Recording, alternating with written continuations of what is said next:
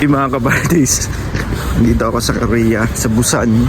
Hanap tayo ng bangko para makapag-change tayo ng pera. Kasi dito sa Korea, hindi nila tinatanggap yung kahit US dollars. Yung currency lang talaga yung tinatanggap nila. So magpapapalit ka talaga.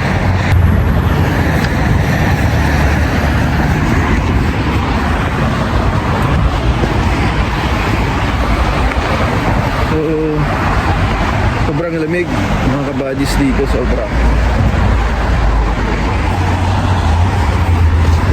Hanap tayo mamaya ng barbershop para makapagupit ako. Tapos punta tayo sa Lotte Mall. And wala lang, may bibilin tayo na konting pasalubong. Samahan nyo ako. Is nakapagpalit na tayo ng currency ng dito sa Korea. So 1:1 pa rin. Pero medyo tumaas siya, 1,400 per $1 sa kanila. So ikot tayo. Alright.